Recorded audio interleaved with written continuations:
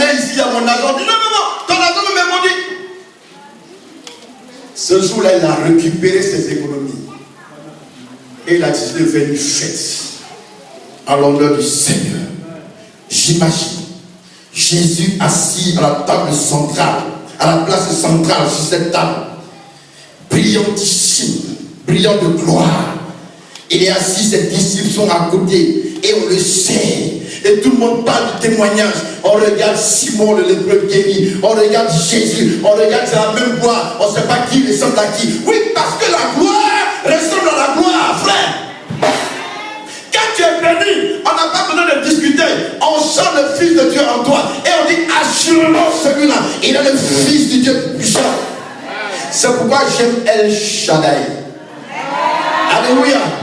Le Dieu de impossible. Là où le monde entier dit que c'est impossible, il y a une seule possibilité. Et quand ce Jésus entre dans la ligne de mire, cette possibilité triomphe au-dessus de tout autre. Alléluia. Alléluia. C'est pourquoi je l'appelle le Dieu de l'impossible. Oui, frère, Dieu est puissant. Il est glorieux. Mais laissez-moi venir. Alors, Marie plutôt, voit tout ce spectacle, tout cet environnement. Et elle s'est dit, mais qu'est-ce que je peux faire? Elle se dit, venir l'adorer, c'est insignifiant.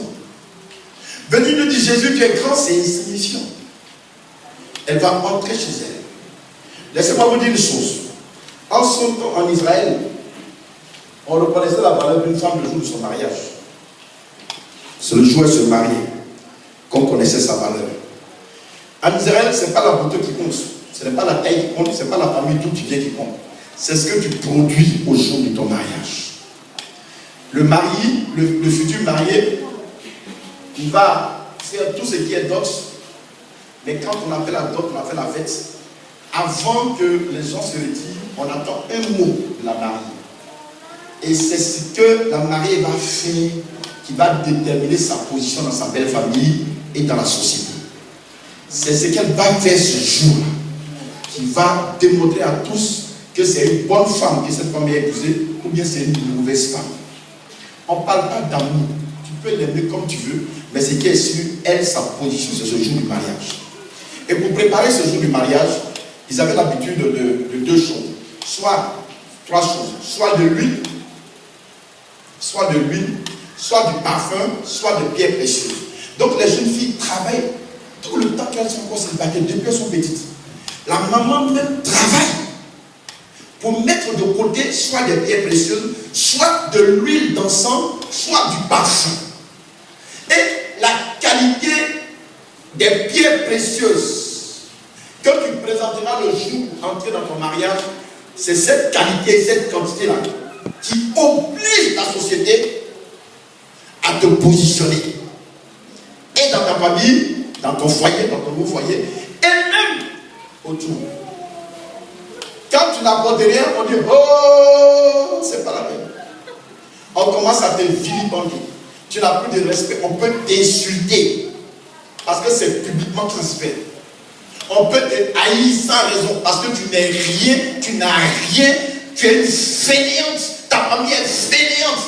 Et quand il y a des cérémonies comme chez nos frères BD, au funérailles, quand on prend le micro, quand quelqu'un doit porter un don, il commence d'abord par ta famille.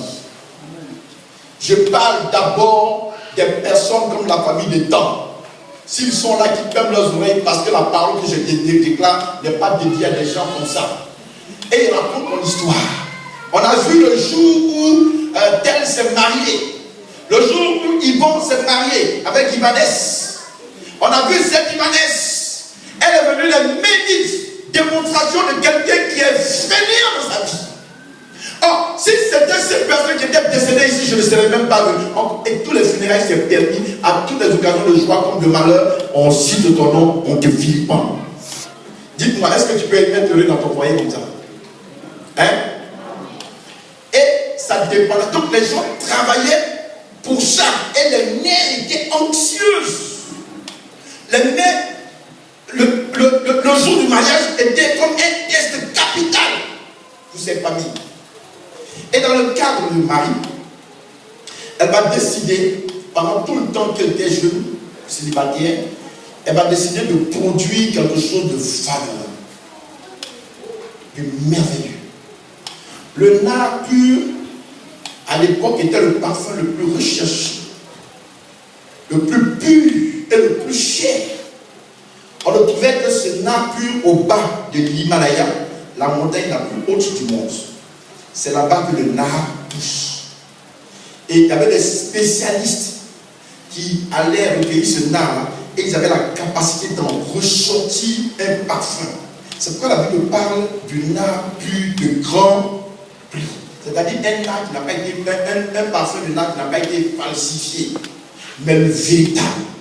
Et ça, pour l'avoir, c'est compliqué. Entre Israël et l'Inde, il y a des milliers et des milliers de kilomètres. Ce sont des marchands riches seulement qui pouvaient apporter. C'était une classe précise de personnes qui pouvaient acheter.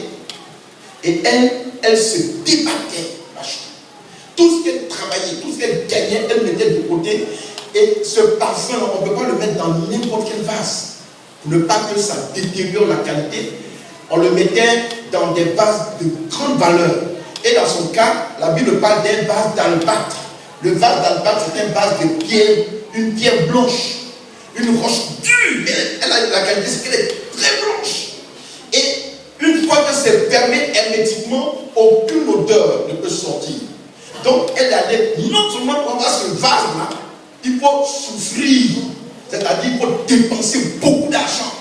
Elle allait acheter d'abord le vase en lui-même est d'une qualité. En plus, ce qu'elle a mis dans ce vase est d'une extrême qualité. Et elle avait ça, c'était caché parce que personne ne doit savoir. Parce que si quelqu'un dans ton entourage le sait, mais il te rend pauvre. Il va te dévaliser, il va t'agresser. Donc, Marie avait ça caché dans un endroit. Elle était la seule à savoir. Et chaque fois, quand elle devait aller ajouter un peu de nard qu'elle achetait, elle regardait bien autour de lui s'il n'y a pas quelqu'un odeur. Et elle mettait. C'était son secret à elle qu'elle devait libérer au jour de son mariage.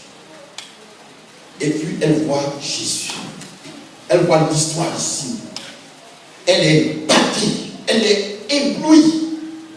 Et elle est même impactée par cette bonne nouvelle. Elle dit, Simon a organisé une grande fête. Qu'est-ce que je peux faire de plus que Simon? Elle va sortir son secret. Elle prend le vase d'albâtre. Elle le couvre. Et elle arrive. Doucement. Elle entre dans la maison. À l'époque, les gens étaient respectueux.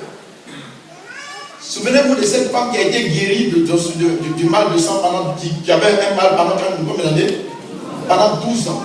Quand cette femme, pour pouvoir s'approcher de Jésus, il a fallu qu'elle se batte. Parce que quoi qu'on dise, Jésus n'était pas n'importe qui. En dehors, les disciples eux-mêmes avaient eux-mêmes leurs propres disciples. Eux aussi avaient leurs propres disciples. Donc pour les approcher, c'était compliqué. Donc j'imagine, cette maison qui était autrefois hantée, qui était autrefois détestée, cette maison dont on disait tout le mal, cette maison dont on disait si jamais tu passes là, que le vent souffle dans la maison, direction de ma vie, que ça te touche, c'est fini, ta vie c'est pas la peine, tu ne peux pas faire en connexion avec ce que Simon a touché sans être maudit. Quand elle a vu tout ce monde-là, ce jour, dans la maison, pas en dehors, elle a dû s'effrayer en chemin, tout doucement, sans que personne la voie. Et puis elle est venue. Je ne sais pas comment Jésus était, mais elle a dit que Jésus était assis à table. Elle arrive, elle casse d'abord le vase, elle n'ouvre pas. Elle casse, elle vase qui a déjà la valeur. Elle casse ce vase. Première action. Deuxième action, parce que si elle l'ouvrait, vase, pendant qu'elle verse, elle pouvait se retenir. Pour dire attention, sois sage, sois intelligent. Il ne faut pas être bête comme ça.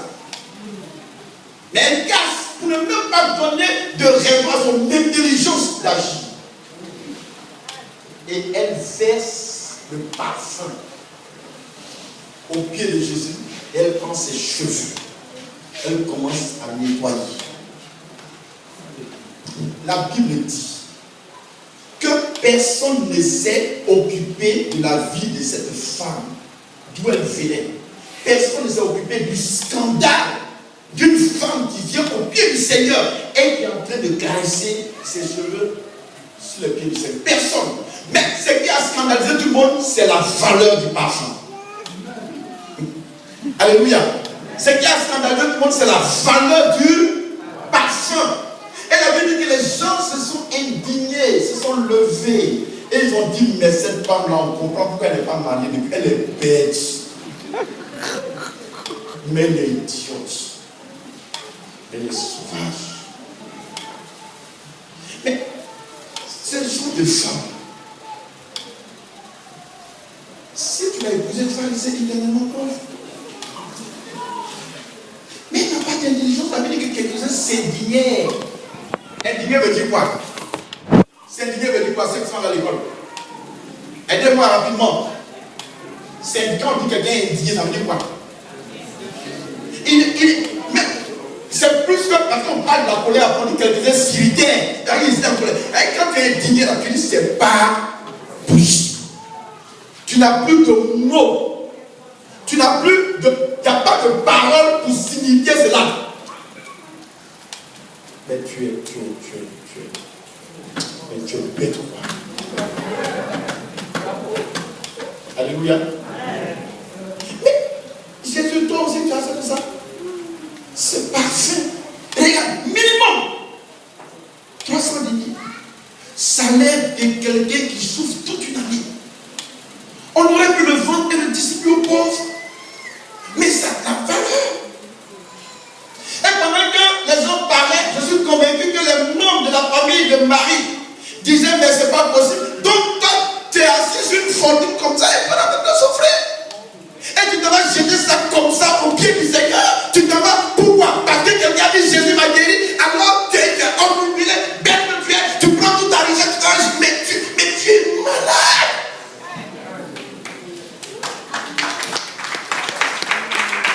Alléluia. Alléluia. Mais c'est pas ce qui nous arrive. C'est ce qui arrive aujourd'hui aux enfants de Dieu. On nous traite de voliens, de corrompus, des gens dont l'Église a lavé notre cerveau. Et aujourd'hui, on est même en train de résister parce que quand à l'appel du Seigneur, pourquoi? Parce qu'on nous traite de rien. On préfère nous voir assis en train de boire la bière, en train de dépenser pour recevoir des gens, leur donner de l'argent. On aime ça que d'accepter que tu viennes de verser tout ce que tu as au pied du roi des airs. Est-ce que quelqu'un saisit la parole? Laissez-moi, je suis en train de bénir tout doucement. Dis à ton frère, Dieu va me bénir. Dieu va me bénir. On a dit ça de cette femme. Et Jésus va calmer le jeu. Il dit, taisez-vous. Elle a fait une bonne action à mon égard. Partout où la parole, ma parole, sera prêchée, on parlera de cette femme. Ma fille, entre avec moi dans le livre de Jean, le chapitre 11, à partir du verset 1. Et pourtant, jusqu'à aujourd'hui, il est rare de voir des pasteurs prêcher du vase de nard pur, de grand prix. C'est rare. Est-ce que Jésus est-il menteur? Oh, c'est le Seigneur qui dit partout on parlera de moi. Alors, on parlera de cette femme.